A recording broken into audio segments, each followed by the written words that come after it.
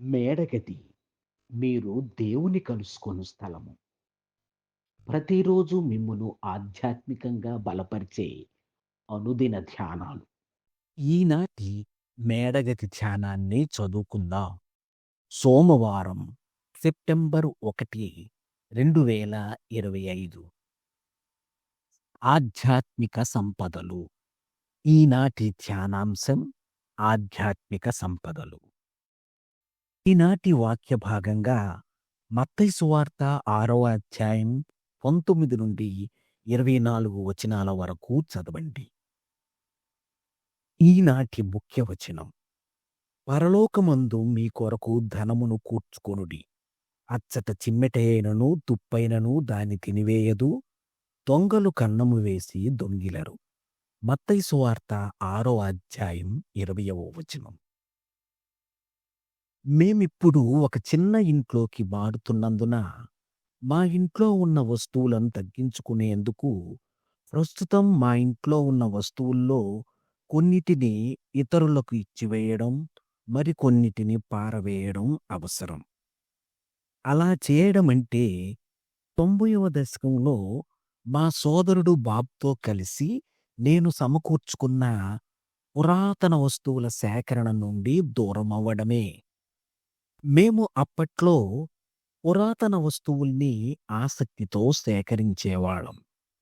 Bob తన చిన్నప్పటి వస్తువుల కోసం అలమరాల్ని సేకరిస్తే, నేను చిత్రాలు చెక్కబడిన పురాతన పెట్టెలను సేకరించాను. బాబ్ చాలా సంవత్సరాల క్రితమే చనిపోయాడు, కానీ మా ఇంట్లో ఉన్న పురాతన వస్తువులు చాలా కాలం క్రితం మేము చేసిన పురాతన వస్తువుల సేకరణను గుర్తు చేస్తాయి. అయితే ఇప్పుడు వాటిని వదులుకోవాల్సిన సమయమొచ్చింది. మా జీవితపు తొలినాళ్లలో అలాంటి వాటిని సేకరించడం మాకు గొప్ప ప్రాధాన్యతగా ఉండేది. ఇప్పుడు నేను వాటిని పెద్ద పెద్ద బాక్స్‌లో సర్దుతుండగా, పరలోకమందు మీ కొరకు ధనమును కూర్చుకొనుడి.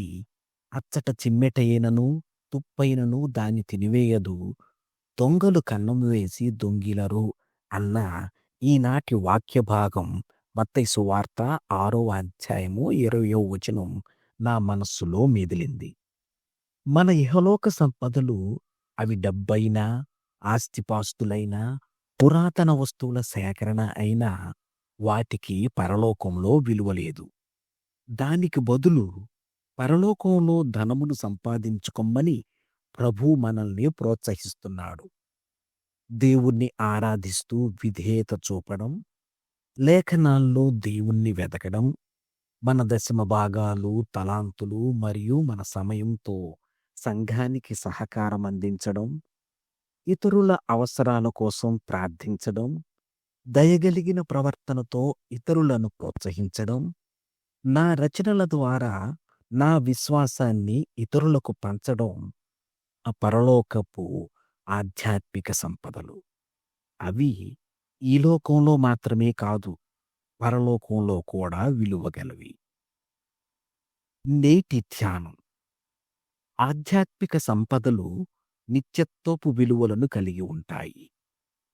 ప్రార్థన: తండ్రి, మా ధనం ఎక్కడ ఉండునో అక్కడే మా హృదయం ఉంటుందని ఎరిగి, పరలోకంలో ధనం సంపాదించుకోవాలనే ఆశను మాలో కలుగజేయుము. యేసు నామములో ప్రార్థిస్తున్నాము తండ్రి. ఆమేన్. ప్రార్థనాంశం: క్రొత్త గృహాల్లోకి మారుతున్నవారు. తన అనుభవాన్ని ఈనాటి ధ్యానంగా మన కోసం వ్రాసి పంపినవారు డెబ్రా పియర్స్, అసాచుసెట్స్, అమెరికా. మేడగది అనుదిన ధ్యానాలు మీకు ఆశీర్వాదకరంగా ఉన్నట్లయితే వెంటనే మన ఛానల్ని సబ్స్క్రైబ్ చేయండి. లైక్ చేయడం, షేర్ చేయడం మర్చిపోకండి. దేవుడు మిమ్మును దీవించునుగాక. ఆమేన్.